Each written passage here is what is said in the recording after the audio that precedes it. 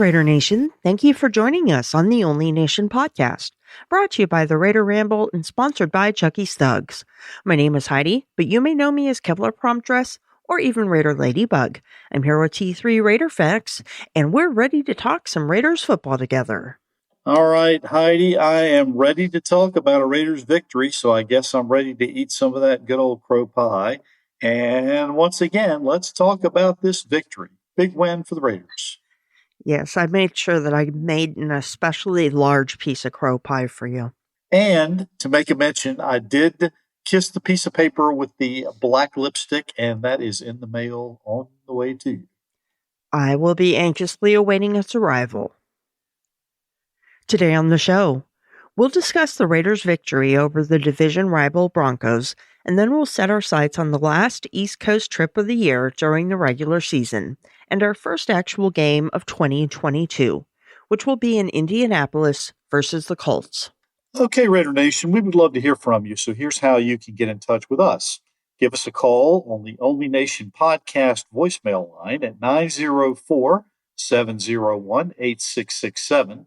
That's 904-701-8667. You can also check us out on the web at onlynationpod.com. Here's the latest Raider news.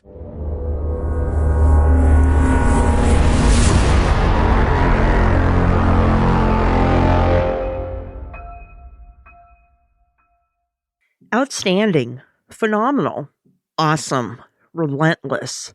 These are four words that head coach Rich Bisaccia used to describe the Raiders' defensive performance against the Denver Broncos, resulting in a 17-13 victory for the Raiders at Allegiant Stadium on Sunday. The Silver and Black allowed just 18 rushing yards to the league's ninth best rushing attack and held their AFC West division rivals to just 1 of 10 on third down. You know, this was kind of funny that I heard on one of the other podcasts, the State of the Nation podcast. It indicated that when Drew Lock and the Denver Broncos were in their media room in the postgame following the game, while Drew Lock was making his comments, Rich Bisaccia's comments were piped in over top of him. So as he's trying to give his statements, Rich Bisaccia is talking about how outstanding and phenomenal and awesome and relentless the defense is. And Drew Lock's just kind of shaking his head going, yeah, they kind of were. Well, it's hard to deny it because they really did a great job. They did a bang-up job on Melvin Gordon. Did he ever reach positive rushing yards? Last I checked, he had like 7 rushes and for -4 yards. I don't know if he did, but I know as a team, they ended up with only 18 total, but I'm not sure about his individual totals. Yeah, they did quite a number on him, and it was a pretty impressive performance by the defense. The only thing missing was a little bit of more pressure on the line, but man, you can't complain with what they did. 13 total points and holding the Broncos the way they did a really good job. The Raiders got a key piece of their defense back when Denzel Perryman returned to the lineup after missing the last 2 weeks because of an ankle injury. But Perryman wasn't the Raiders' leading tackler for once. That credit goes to cornerback Desmond Trufant, making his first start with the Raiders because of injuries to the secondary and complications from COVID. Trufant stepped up and ended up with 7 tackles on the day. And again, a lot of guys stepped up, and COVID is impacting lots of different teams, but I really got to hand it to Gus Bradley for pulling this team together and for the members of the Raiders who stepped up, either having to step up because of injury or because of the COVID situation. Desmond Trufant came in and made his first start with the Raiders on the year.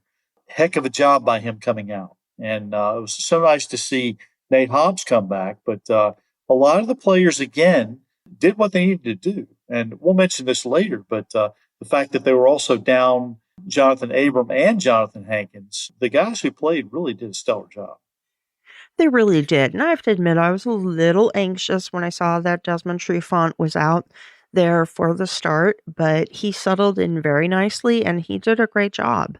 And Nate Hobbs had a couple of really bang-up plays. I guess that's my phrase for today, bang up. But Hobbs definitely made his presence known. But Trufant, he was impressive. I was glad to see him play and play as well as he did. Josh Jacobs rushed for a season-high 129 yards, tying his career high set back in 2020. In his 27 carries in the win against Denver, Jacobs averaged nearly 5 yards per carry. Much of Jacobs' success can be credited to the play of the offensive line that produced one of their best combined performances of the season. They committed only one penalty for the entirety of the game and helped guide the Raiders to a season-high 160 total rushing yards. So there's two important stories here. Number one is the fact that Josh Jacobs came out with the game he needed to come out with. I couldn't be happier for him after having a couple of rough starts and having some injury problems. But the other story is this offensive line. They really just came together as a whole. The fact that they only committed one penalty for the entirety of the game, that is huge. And I'll have to tell you, once they got down inside the 10-yard line, I started to panic again and thought, okay, there's got to be a penalty or something that's going to back them up and force them into a field goal. But they held their own, and Peyton Barber ended up getting a touchdown. So both of those were just huge. Yeah, the offensive line did really good on the rushing. They were still pretty weak as far as pass protection goes. Carr did not get enough time that he needed to be able to really extend the field and throw the ball long. But overall, it was a marked improved performance, especially because they were able to get the running game so established and have it make such a big difference. Wide receiver Hunter Renfrow now has 91 catches on the season, with 2 regular season games still left to play. Darren Waller holds the Raiders' single-season records for receptions with 107, which was set last year. But Hunter is now among only 3 Raiders wide receivers with at least 91 catches during the season. The other 2 are both Hall of Famers, Tim Brown, who did it both in 1997 and 2001, and Jerry Rice, who did it in 2002. And when things are all said and done by the end of the season, Hunter Renfrow, if he doesn't have that record all by himself, he'll be pretty darn close. So he should get up to close to around 100 catches, hopefully by the end of this week. And maybe he'll come close to breaking it. It'd be nice to see him do that. He has really worked hard for this team and been very productive since his arrival. Yeah, and we've commented on that quite a bit this year, especially about how he has defined and exceeded expectations and just made such an impact on the game itself. He was good even as a rookie, but he's continued to improve and excel every year, and this just goes to show he's continuing in that tradition. You want to talk about a hard-nosed player. This guy is a hard-nosed player. Oh, yeah. I remember the time that he got his ribs broken and lung punctured, and he was back within like 3 games. It was crazy the way he was able to come back at all. When I heard of his injuries that year, that I figured he was out for the rest of the season, but no, he came back. On Monday, the Raiders announced that 6 players had been placed on the reserve COVID-19 list. Cornerback Casey Hayward, linebackers Corey Littleton, Patrick Onwuasor, Denzel Perryman, and KJ Wright, and defensive tackle Darius Philon. A lot of players, a lot of key players. Hate to see Hayward and Perryman and also KJ Wright and Darius Philon really on the list. Now, Indianapolis has been really hit hard. This is a team that's been ravaged by COVID-19 and is still in the midst of an outbreak as they prepare for the Raiders this week. So far, and this is the list, Indianapolis placed right tackle Braden Smith, running back Marlon Mack, cornerback TJ Carey, connections to the Raiders there, safety Jaleel Adai, linebacker Malik Jefferson, and practice squad cornerback Chris Wilcox. Those were all placed on the reserve list on Monday morning, making it 14 Colts who've been placed on the list since last week. And that includes All-Pro left guard Quentin Nelson, All-Pro linebacker Darius Leonard, right guard Mark Glowinski, safety Kerry Willis, cornerback Rock Yassin, wide receiver Zach Pascal, defensive end Kimoko Toure, and practice squad tight end Farrod Green. They were all placed on the list last week. So when you talk about a team who's dealing with issues, we've seen Cleveland deal with it. We saw Denver deal with it last week. And boy, the Indianapolis Colts, if there's a team that hasn't been hit as hard as they have, I don't know who it is. Yeah, when I first heard about all the Raiders being placed on the list, I admittedly kind of freaked out. But then I did remember that the Colts are being hit very hard as well. Now, so far, they do have their stellar running back, Jonathan Taylor, who's still active.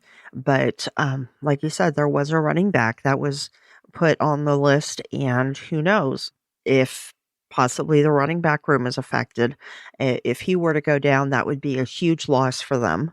Carson Wentz is still playing. He's not injured at this point, so that is a benefit for them as well. But it'll be interesting to see how many players each team is actually going to be able to put on the field.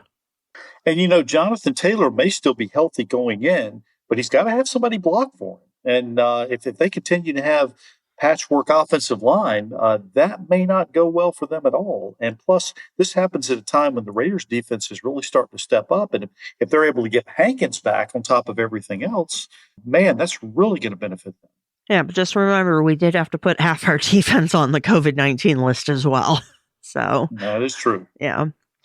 Let's hoping that some of those were false positives and that we'll be able to field a successful team by the time we step foot on the field in Indianapolis on Sunday.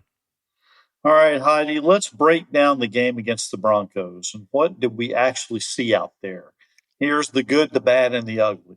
Well, what we saw out there was the Raiders defense coming alive, and it was really nice to see.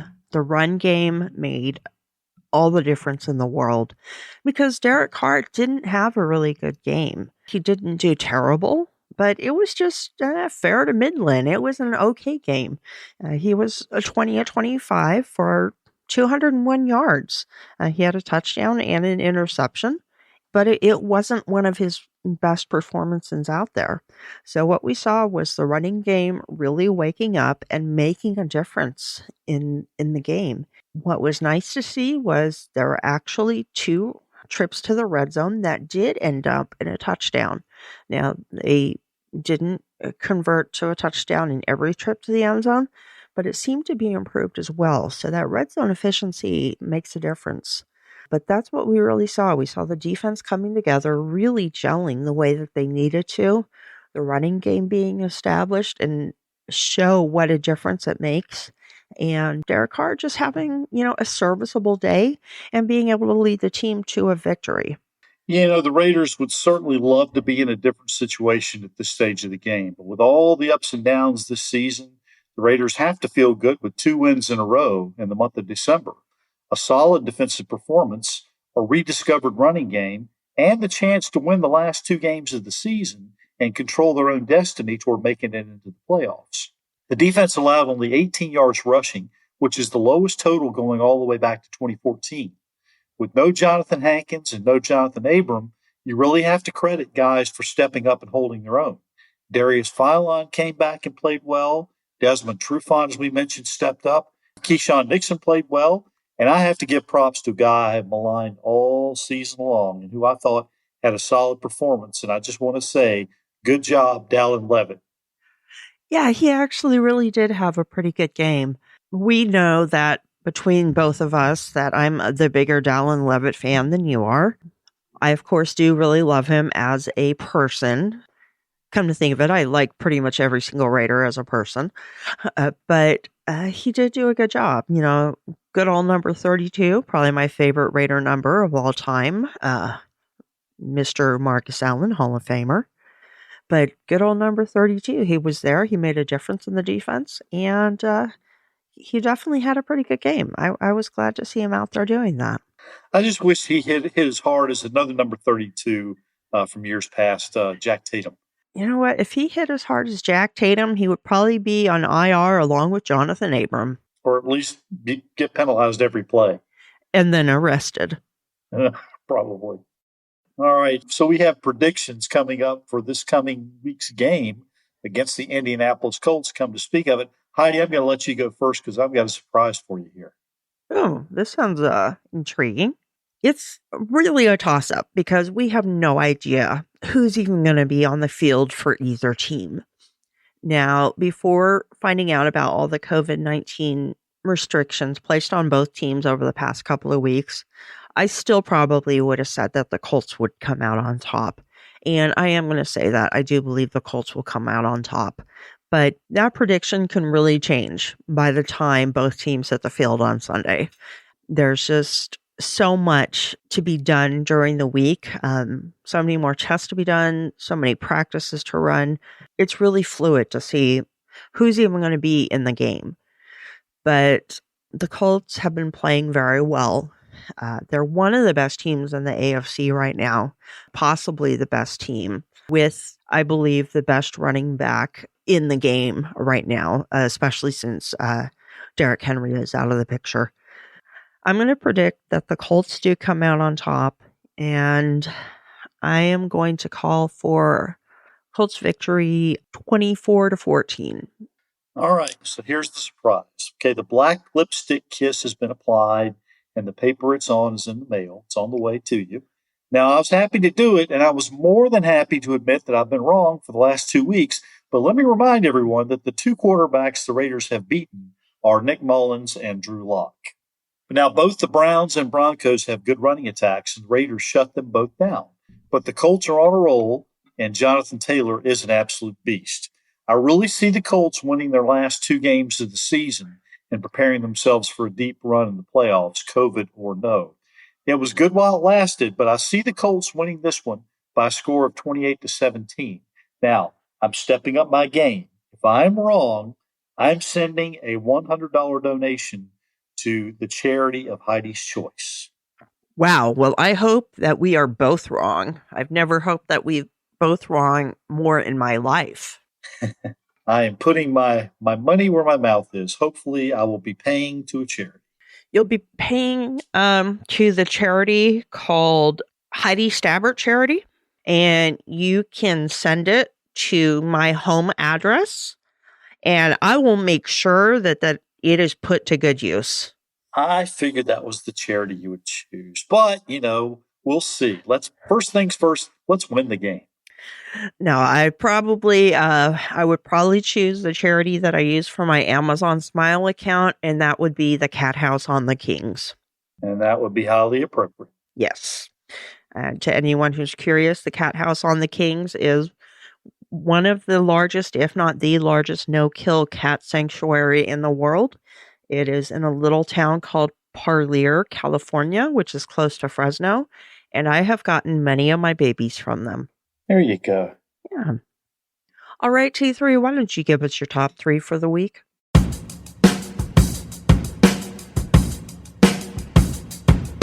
T3's top 3. All right. Here is this week's top 3. Number 1, I don't mean this to sound like a negative Nancy, but the one thing I did not see during the game against Denver was number 24 running around like he didn't know what was going on. That is one thing I did not miss.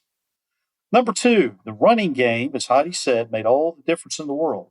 I know that Josh Jacobs is still gunning for that 5th-year option to be picked up, which I still don't see. But playoffs could make a difference. As Jim Moore would say, playoffs. And number 3, keep feeding the ball to Hunter Renfrow. If he doesn't get the receiving record for the season, he should come close. We should come right close to 100 for this week against Indianapolis. It would be really great to see him break the record against the Chargers at home in Las Vegas and sending the Raiders into the playoffs. That is this week's top 3. Well, if he does break the record in game 17, it doesn't really count because Darren Waller did it in 16 games. But I'll still give him good credit for that. True. Yeah, lots of records will change hands as a result of an extra game. And, of course, it'll happen again when we go to the 18-game schedule, which we know is eventually going to happen. Oh, yeah. It'll happen. Hopefully it'll happen soon because I love having a longer regular season. As long as they take that preseason game off the books, I think that 18 games is going to be very good for the fans to be able to enjoy it. Now, Jonathan Abram, I also did not miss seeing his lost little soul wandering around. It was nice to see the safeties actually know where they were supposed to go and know how they were supposed to react to a play. I do appreciate how hard he hits. I do appreciate how much effort he puts into the game, but man, You put him in coverage and he just looks like a chicken with his head cut off, and it is not something enjoyable to see. I enjoyed Dallin Levitt being out there, being able to bring a little bit of organization to the safety position. And, of course, Trayvon Merrick, I don't even think of him because he actually is doing what he's supposed to be doing, which is unusual for a rookie in any position. But for him to be able to just be back there, do his job, and not make an impact by being burned on plays, I'm pretty happy with him as well. But yeah, Hunter Renfrow, like I said, if he does break the 107 reception in the 17th game, I'm not really going to count it.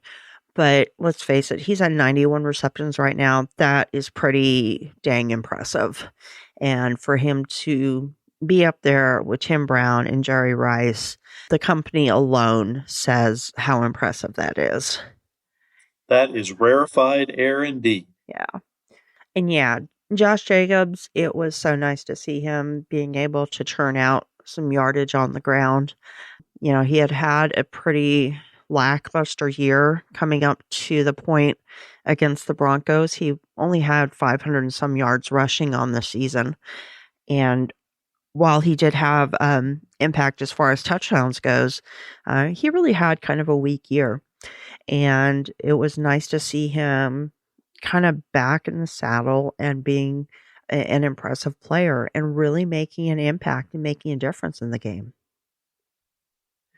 Give us a call at 904-701-8667. Leave a voicemail or text message at that number, or send in a message via social media, and we'll share your thoughts.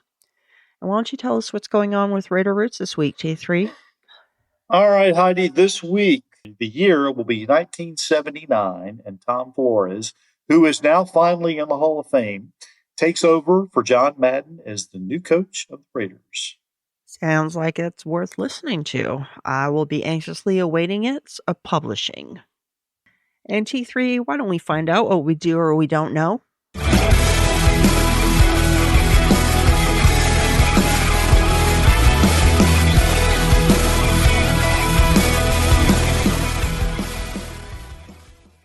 It is now time for another edition of Did You Know?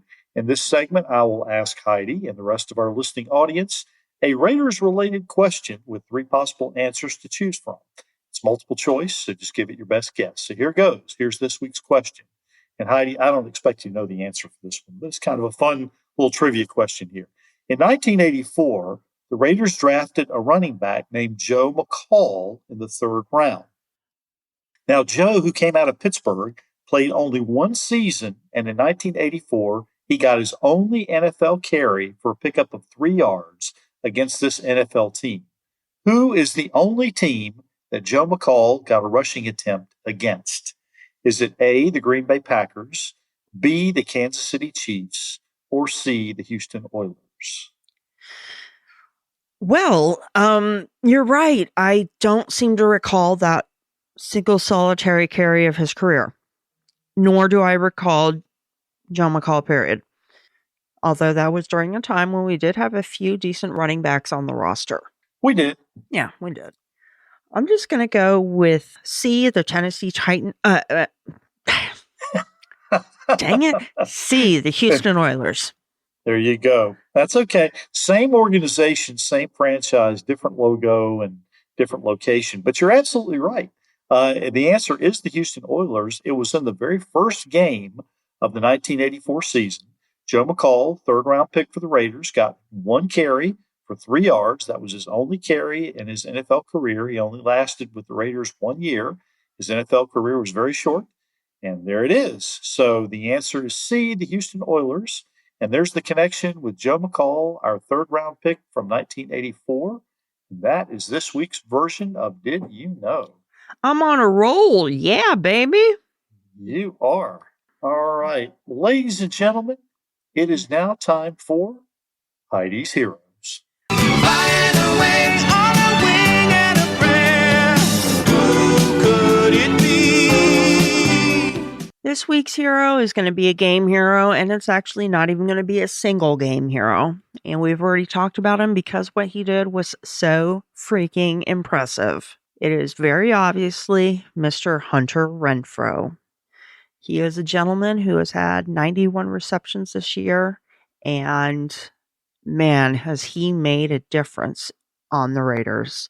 In this past game, he did have 3 receptions for 40 yards, and he did pull in a touchdown. That was the Raiders' first score, and it was a pretty little catch as well.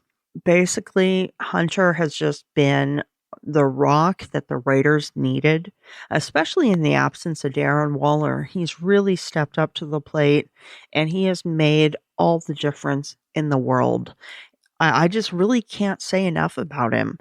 His route running has improved so much, and his leadership on the field, he's really made a difference.